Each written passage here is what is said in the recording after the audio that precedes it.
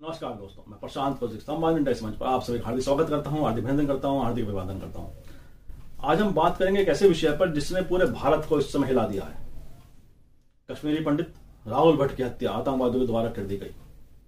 यह बहुत ही शौक का विषय है। आखिर ऐसा क्या कारण है कि बार बार कश्मीरी पंडितों को निशाना कश्मीर में बनाया जा रहा है? आज से कई वर्ष पूर्व जब 1990 में कश्मीरी पंडितों का पलायन कश्मीर से हुआ था, तो भारत के इतिहास की बहुत ही दर्दनाक घटना के तौर पर दर्ज है कि आखिर अपने देश में हमारे लोगों को पलायन क्यों करना पड़ा। इतने वर्ष के पश्चात भी जम्मू कश्मीर की हालत, तमाम प्रयासों के बाद भी, तमाम रणनीतियों के बावजूद भी आतंकवादी उन सब प्रयासों पर अपने हमलों के द्वारा, अपनी करतूतों के द्वारा पानी फेरने की कोशिश करते रहते हैं। सरकारें लगातार कश्मीरी पंडितों को और जम्मू कश्मीर के निवासियों के लिए कार्य कर रही है। जितनी पूर्व सरकारें रही हैं, सभी ने तमाम प्रयास किए, लेकिन इसके बावजूद भी आखिर ऐसा क्या कारण है कि बार बार कश्मीरी पंडित आतंकवादियों के निशाने पर आ जाते हैं? यह बहुत ही ज्वलंत विषय है और बड़ा दुख का विषय है। राहुल भट्ट एक कश्मीरी नौजवान जिसके भी बहुत सारे सपने थे, इसका खुशहाल परिवार था, वह भी आतंकवादी गोलियों की भेंट चढ़ गया। यह बहुत गंभीर विषय है। सरकारों को सोचना पड़ेगा कि दावों और नारों के बीच में क्या वास्तव में वहां सुरक्षा तंत्र इतना मजबूत है कि जो वहां के जम्मू कश्मीर के निवासियों की आतंकवादी सुरक्षा कर सके। यह सवाल एक व्यक्ति का नहीं है, यह आज पूरे देश का विषय है। 370 हटाने के बावजूद भी क्यों आतंकवादी बार बार अपनी जो कायराना हरकतें हैं, जो उनके हमले हैं, वह लगातार कहीं ना कहीं दिखाई देते हैं। जम्मू कश्मीर प्रशासन, इसमें कोई दो राय नहीं, लगातार वह अपने स्तर से काम कर रहे हैं। यह जो पूर्व सरकारें रही हैं, सबने काम किया है, इसमें कोई दो राय नहीं है। इसमें कोई ना कोई बहस का विषय है, ना कि हम किसी को आरोपित करना चाहते हैं। हमारा केवल इस वीडियो के माध्यम से एक सवाल है कि आखिर ये कब तक भारत के निवासी आतंकवादी गोले का निशाना कब तक बनते रहेंगे? राहुल भट्ट की पत्नी मीनाक्षी ने बताया कि इस हमले से 10 मिनट पहले उनकी राहुल भट्ट से बातचीत हुई थी और एक कार्यक्रम में जाने के लिए उनकी बातचीत हुई थी। उन्होंने कहा मैं जल्दी घर पहुंचता हूं। और मीनाक्षी कह रही है कि कहीं ना कहीं उन्हें डर था कि ऐसा कुछ हो सकता है उनके साथ, उनकी जान जा सकती है, उन पर हमला हो सकता है। और उन्होंने लगातार अपने डिपार्टमेंट के अधिकारियों के पास अपनी अर्जी भी दी कि मेरा यहां से ट्रांसफर कर दिया जाए, मैं अपने को सुरक्षित महसूस करता हूं। लेकिन क्यों उनकी जो इस चिंता पर अधिकारियों ने ध्यान नहीं दिया, यह बड़ा सवाल है। और उन सब अधिकारियों को, उस प्रशासन को यह जवाब देना होगा कि जब एक व्यक्ति, जब एक कर्मचारी अपनी सुरक्षा को लेकर चिंता जाहिर कर रहा है, उस चिंता को उन्होंने गंभीरता से क्यों नहीं लिया? उस चिंता को उन्होंने सही क्यों नहीं सम्माना?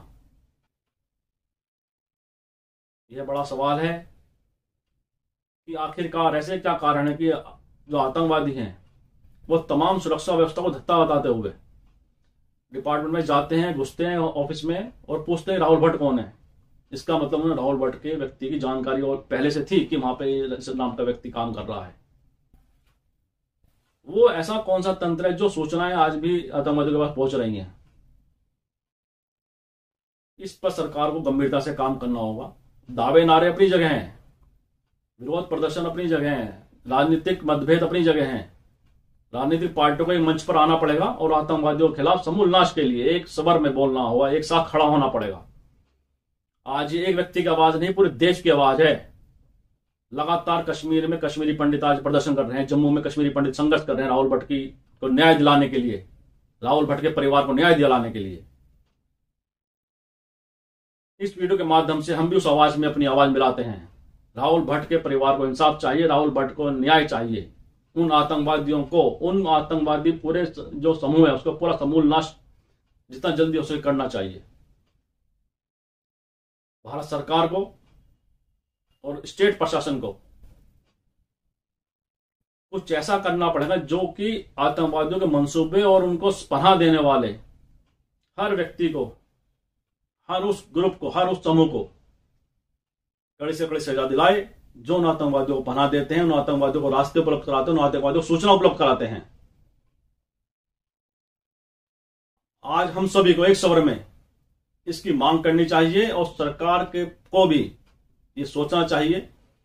सभी राजनीतिक दलों को एक साथ इकट्ठा कर एक साथ बैठें, एक संवाद स्थापित करें, एक राय बनाएं और उस आतंकवाद की जड़ को खत्म करने के लिए एक साथ कार्य करें। तमाम राजनीतिक विरोध आपस में एक दूसरे के प्रति हो सकते हैं, राजनीतिक पार्टियों के, तमाम दलों के नेताओं के आपस में अंतर विरोध हो सकते हैं, लेकिन देश की एकता के लिए, देश की अखंडता के लिए, देश के नागरिक की सुरक्षा के लिए सबको एक साथ आना पड़ेगा।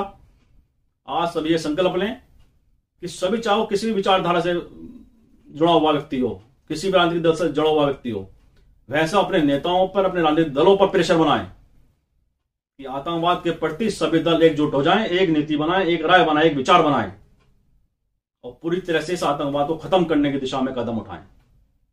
ये बहुत हो चुका है, लगातार कई वर्षों से कश्मीरी पंडितों की हत्याएं लगातार हो रही हैं, बहुत माओं की गोद सुनी हो गई हैं,